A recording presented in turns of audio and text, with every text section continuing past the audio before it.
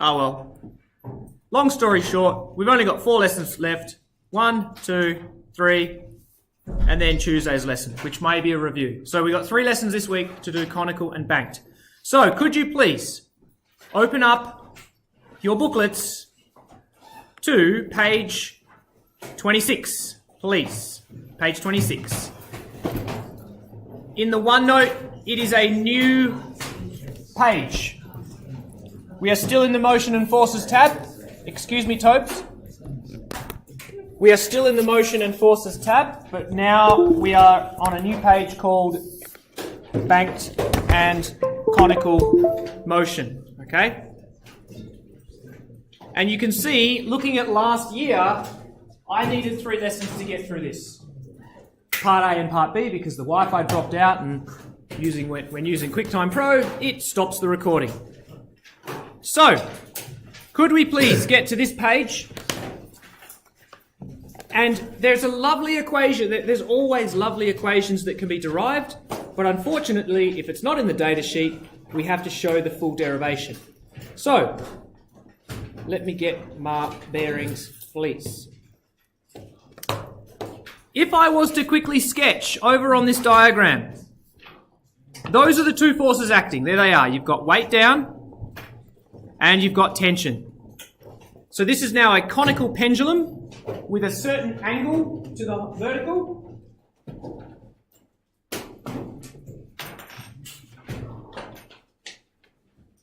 And since our tension runs through the wire, now we can see that this is never going to be balanced.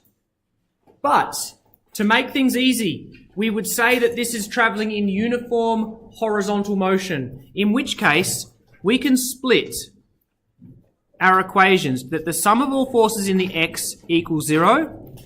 Oh, sorry, try that again. Let me just start with the y. It means that in the y it's balanced, and that's going to be weight plus ty. If I quickly dash in the component in the vertical, ty, and then the component in the horizontal, I'm going to steal that symbol and call it tx. So now we can say that that's mg plus t. Now we've got the adjacent, so that's t cos theta. Therefore, t equals negative mg over cos theta. Now I'm going to call that equation 1, because in a moment we're going to get an equation for tension in the vertical. So if I was to highlight tension in the vertical, we've got these 2, and that's what I was getting at before I jumped the gun. If we are in uniform horizontal circular motion, then we can say that the sum of all forces in the y... sorry, what have I done? I've done that already. I'm all over the shop. Now let's look at the x component. So I've just highlighted that weight plus tension sum to 0. So tension in the vertical and weight, they must be equal and opposite. Now, if I was to highlight in the horizontal, they are not balanced. So this guy here is unbalanced. That is what produces the centripetal motion. So we would say F centripetal, which is produced by Tx, which we can write as mv squared on r, and using the angle given to the vertical, it now becomes T sine theta. So to get an expression for T, we're going to divide both sides by sine theta, and we're going to call that equation number 2. If we equate 1 equal to 2, I missed the R, thank you. We can then go the 2 T's. We're going to go mv squared on r sine theta equals negative mg over cos theta. Here we will cancel out the m's. And again, that is a handy for us. Basically, it says for a conical pendulum, the mass does not determine its velocity. It will not determine its angle. So you could have 2 pendulums of the same length rotating in a conical circular motion. Is everyone looking at my hands? Yes, like that. One pendulum could be 1 kilogram, the other could be 10. it does not matter. They will travel with the same speed, at the same radius, with the same centripetal acceleration, the same period of rotation, the same frequency. Okay, their motions would be identical. Well, we want to get an equation for v. So I'm going to multiply both sides. V squared equals rg sine theta, put a negative out the front, over cos theta. Again, I was trying to highlight that. Trigonometric identity there.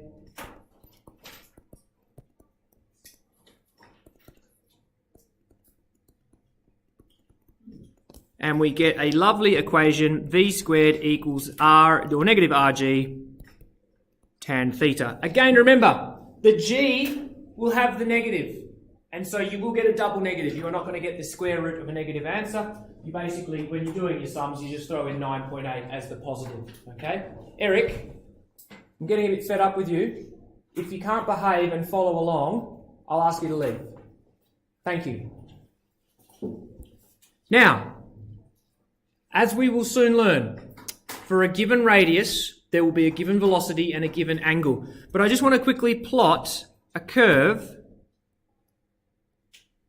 of v or v squared. It makes no difference.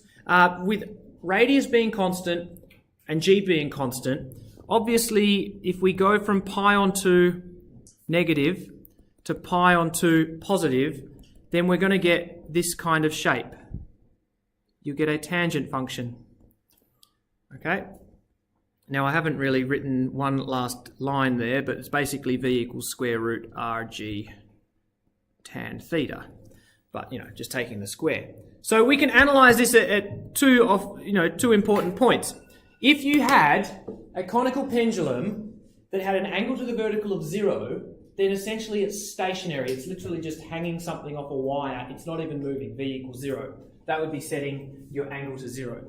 If we went to approach the other limit, 90 degrees, your required velocity is very quickly going to approach infinity.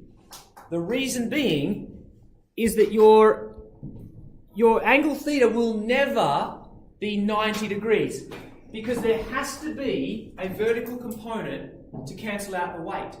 For as long as you have a mass at the end of your pendulum, there has to be some upwards component. If there has to be some upwards component, then this angle here can never be 90 degrees. Sorry, this angle here can never be 90 degrees. It could be close to it. It could be 89 degrees, but then it's going to be spinning really, really fast, and the tension is going to be really, really great, such that the vertical component is equal and opposite to the weight force. Yes, Justin? I have music. Okay, off you go. Please watch the next sort of 15 minutes of this when you get home. Okay? There is a simpler derivation of this equation, but it is not a proof. That is, let's draw the forces acting on our mass. Well, that would be tension. And then we would add mg. And then the net force, which is F centripetal, would be there. Okay? And so we could then go tan theta equals opposite over adjacent, centripetal over weight. We could then go mv squared on r over mg. Again, cancel, cancel, bring the g up.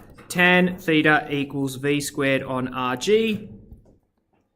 Therefore, v squared equals rg tan theta. Okay. Again, since this is not... Where do I want to go? I want to go over here. Since this is not in the data sheet, you must show the derivation. Is this shorter method? Look, I don't want to... I would prefer you use the longer method. I'm fairly positive that if you put this into a waste question that you would get full marks. What they tend to do, because there involves a trigonometric identity, and Year 12 students are not supposed to be, that's not a prerequisite, they would get around it. And remember I said the get around is to throw this into section 2 of the exam. Part A might be find F centripetal.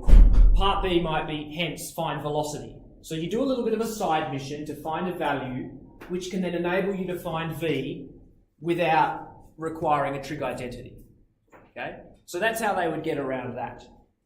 They wouldn't put this in. They wouldn't put this in question in section 1. Here's a radius, tension, find V. You just have to jump straight to that. In fact, most students would end up doing the side mission of finding centripetal first and then rearranging to solve for V. Yes? So would that be the same in the topic test we do? I would ask that you use solve T, express T from the X sums, express T from the Y sums, and then equate them. Okay? I would like you to get into the habit of doing that. You're going to be writing this so many times in this topic, gravity in forces, torque in equilibrium. Just get familiar with writing down the sum of all forces equals this, which is equal to that plus that, blah, blah, blah. Okay? So, let us consider a pendulum. Now, I'm going to quickly sketch the pendulum, which is spinning at 30 degrees, and we might require the radius. And we've been given the length. Now, this is a common question that stumps many students. They see this value, 2.5, that's my radius, but it isn't the radius. You have to do a little quick step that r equals L sine theta.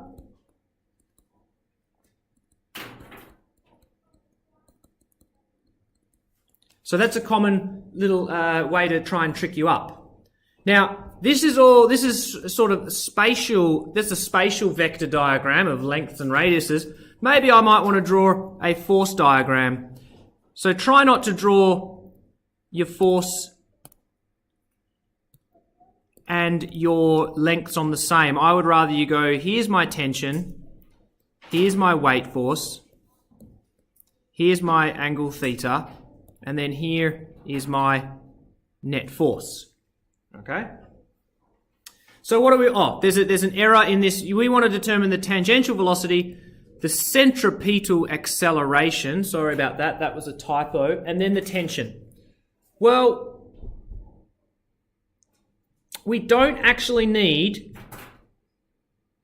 if we were solving for tangential velocity straight away, we've got mv squared on r, we've got mg, and we've got theta. So yeah, we could solve for v first. But let's find tension first. Tension in the cable. Well, solving for tension, it's just a cosine theta equals adjacent over hypotenuse.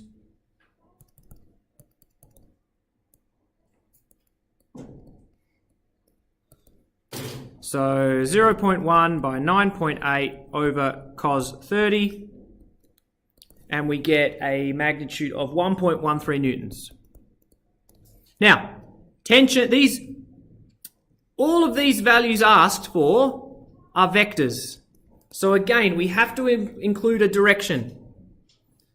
Now, you could say at 30 degrees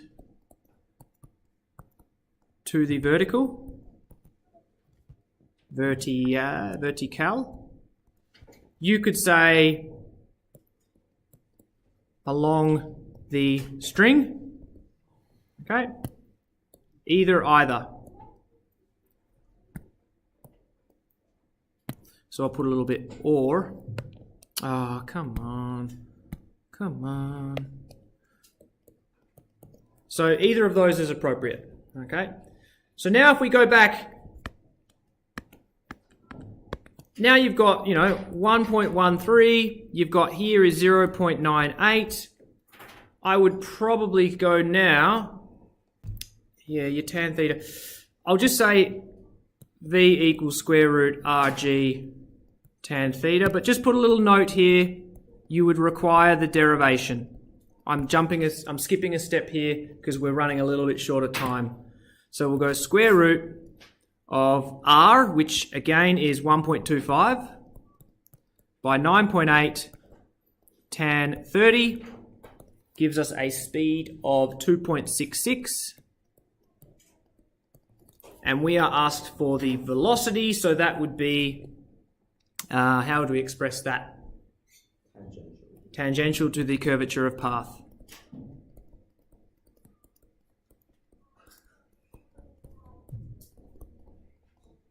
Okay. And then lastly, have some room here, because there's something nice about this. We've got v squared equals rg tan theta. Boys, shush, because you might see something that might just blow your socks off. Here we go. A centripetal is v squared on r. We could put v and square it, or someone's already seen it, or we could put this bad boy here, down here, and go rg tan theta on r, and look at that. The centripetal acceleration is also going to be dependent on g tan theta. So if we bring back our little friend, the tangent curve, all right, for any angle, again, it's going to be dependent on the tangent. If theta is 0, tan of 0, I hope, is 0, there is no centripetal. If you set tan to 90, your calculator will go, error, really we're setting it to infinity. If you set tan of theta to 89.9, it's going to say 150 million thousand. Times that by g, that's the centripetal acceleration. So again, you could do it that way, providing you've shown the derivation of that equation. Otherwise, we'll just kick it the old boring way and go 2.66 squared over 1.25 gives us 5.66 meters per second squared towards center of curvature. So look at this lovely question. 3 different things. Part A, part B, part C. 3 different values, all with different directions. Tension's going up the string. Tangential velocity is tangential to the curvature of path, and then your acceleration and the net force is pointing in. 3 different angles, 3 different directions. Okay? I'm losing it. I'm sorry. I lost my temper. Now, last time I did it, it just slid to the corner and stayed there. So, there are 3 main contexts that you'll find: circular, conical, banked. It'll either be a ball on a string travelling in conical motion, in which case the second force is tension, or it could be a plane. The lift force generated by the plane acts perpendicular to its aerofoil. So, we would draw the lift force in like so. Calm down. No, you're getting too excited. Okay? In this case, it's the lift force. It would be the horizontal component of the lift force. Draw it as a dashed line. That would produce our unbalance. Now, follow my lead here. If that's theta, in fact, I'll draw this in a different colour just so that we can see it. If theta is down here, then that's phi. Then theta to the horizontals there. Since the lift force is perpendicular to the wing, we could say that that's phi. And so we should be able to see that the vertical angle up here is also theta. All right. So if we're given the angle of the plane's wings to the horizontal, we've also now been given the angle to the vertical. So there's our internal angle. Eric, something you'd like to show me? No? Would you like to leave? Then close your laptop.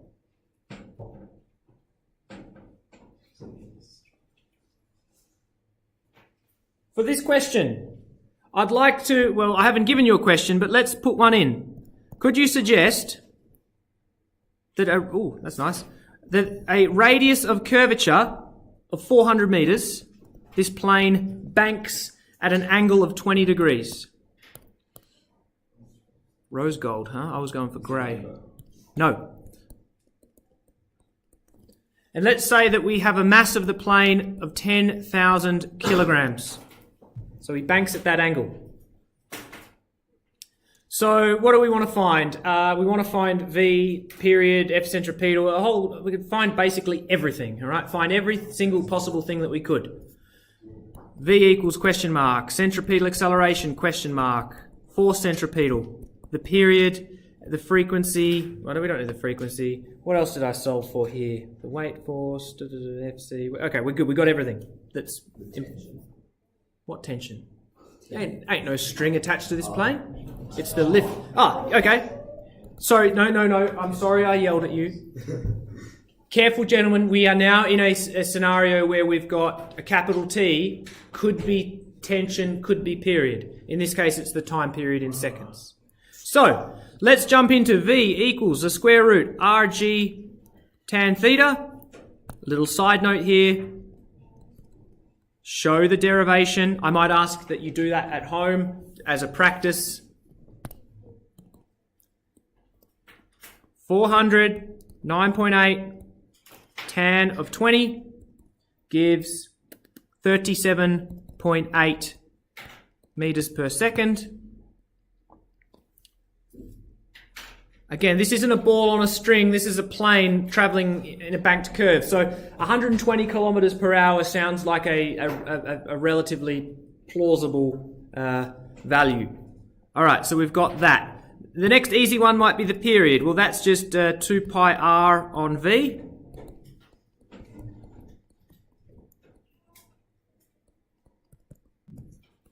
And we get a period of 66.5 seconds.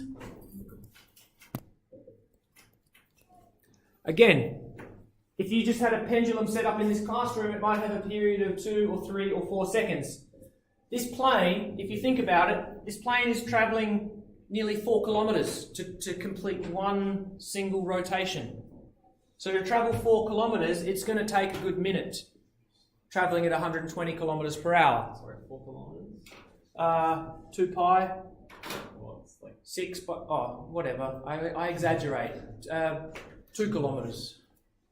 2.3 kilometres. Okay? Next. F centripetal. Oh, look. We've got v squared again.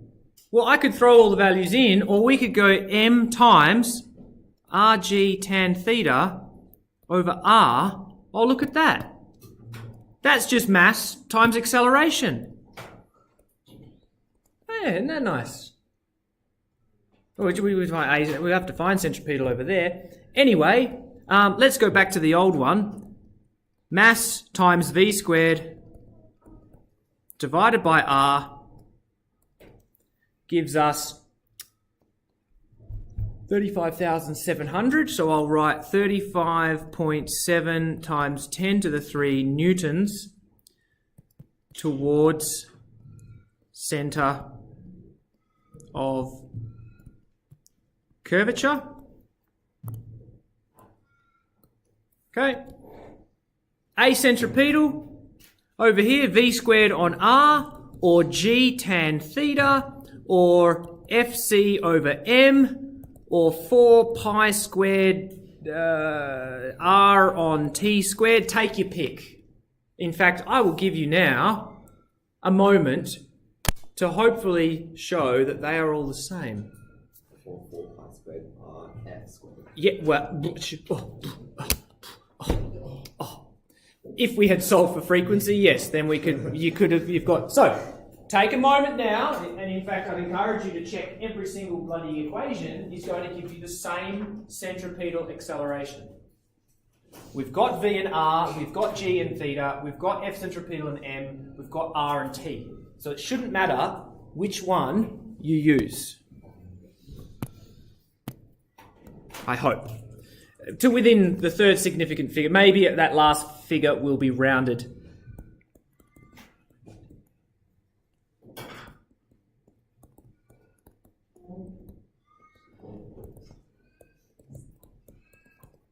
I mean, this one that I'm writing now is probably the easiest because you can see it's going to be 3.57.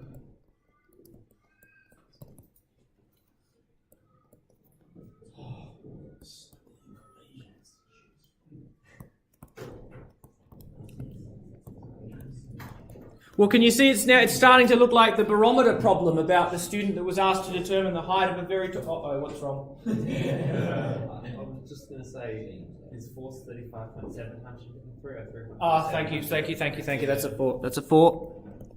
And so 3.57 is towards centre of curvature. Okay? So, you know, it would suck to be a teacher marking this and putting a centripetal at the end, because you then now have 4 possible different solutions that 10 students out of 60 might go that way, 40 students might go that way, 5 do that, 2 do that, and 3 don't know how to answer the question. All right, but they should all give the same value. Lastly, the lift. Well, let's just sketch our L, 98,000, and what did we say that was? 35,700 theta. Oh, hang on. Oop. What was that? 20. Take your pick. Again, whether you use Pythag, whether you use sine or cos or not tan, but I used cos, so cos theta equals mg on lift. I've just decided to write the whole word out, don't know why.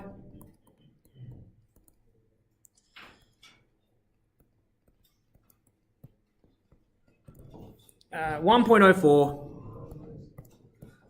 by 10 to the 5 newtons at 20 degrees to the vertical, or from the vertical. Go from.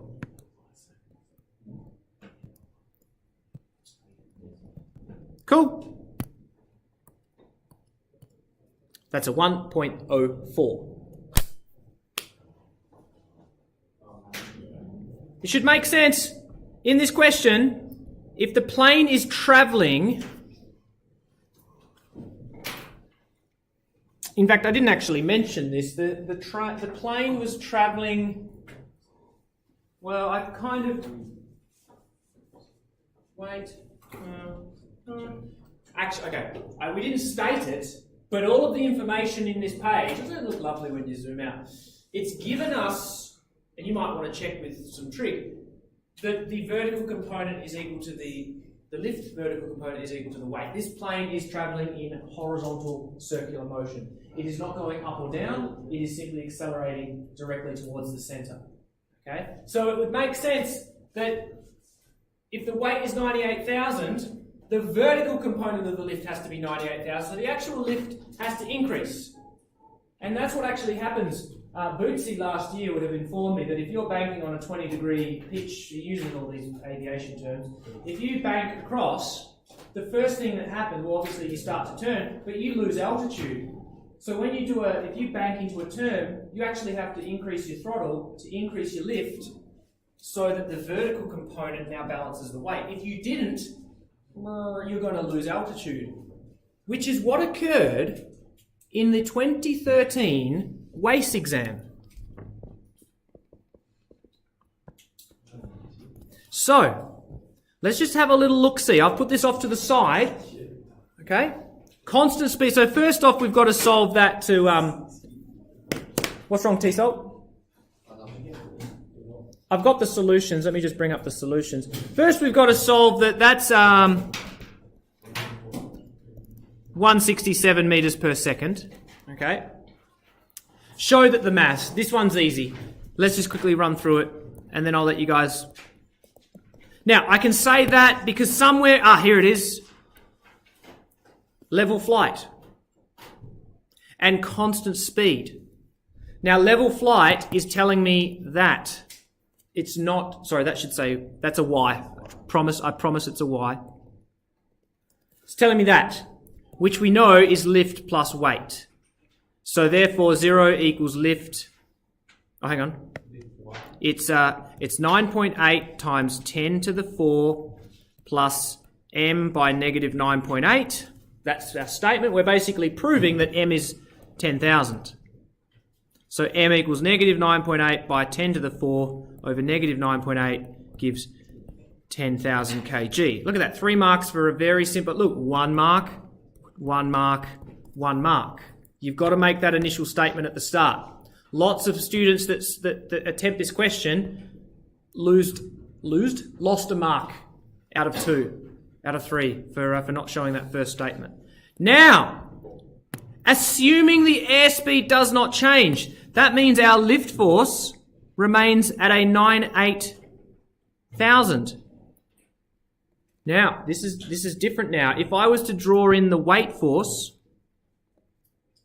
that's 98,000 here. Now, there's a downwards unbalance. Okay? Which is going to be asked about, I think, question D. So there's my free body diagram. In fact, let's just answer it quickly. Draw below. Below! Lots of students did this. Thinking, we have to give 0 for that because it's asking you to draw it below. So you've got to go down here and go lift and weight. Okay? So now, would you like to have a go? This isn't actually asking a question. Question C is calculate radius. The radius of the turn. Would you like to do that for me, please? Have a quick go. Does it want to find the horizontal radius or the radius consistent with the plane sort of? Thank you. Horizontal. So, thank you. Very good. Very good spot. Calculate the horizontal radius. All right. So calculate Rx. Otherwise, You would be calculating the hypotenuse, which would vary by sine of 15 degrees or cos of 15 degrees. Yes. if you just left it with in a circle, just like banked. Well, we'll have a look. Part D says it says describe the actual path of the plane, and it's going to actually be a downward spiral because there's now a downwards acceleration. But yes, again, sorry, lots of students were. There you are. Lots of students calculated R actual, which is the downwards. They actually needed to get lift X component in the lift. X component of the lift. So basically for this question you need to find Lx, and the sum of all forces in the X produces F centripetal is actually Lx, which equals mv squared on R. So there, sorry, I get excited and I end up answering the question. So have a go. Find the radius of the turn.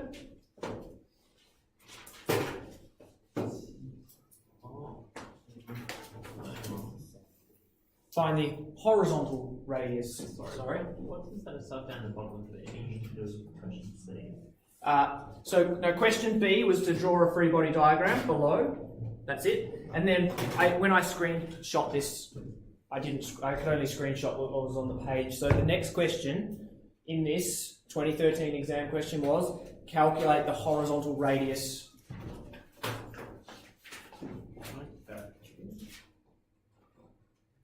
Assuming the airspeed doesn't change. So again, assuming the airspeed doesn't change, that means that the magnitude of my lift is still 98,000.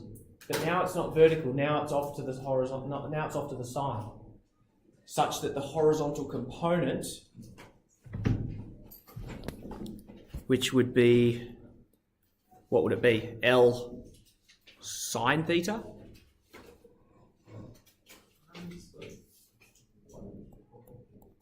L sine theta equals mv squared on R. Cos? Sorry, wrong angle. Sine, yeah? Yeah. Therefore, should we rearrange this? Therefore, Rx equals mv squared on L sine theta. Yep, it was given. 167 meters per second. Sorry, I'm zooming out a little bit. L was given in the question as 98,000. Sine 20. Oh, damn it. Sorry, it's down the bottom there. The question is calculate the horizontal.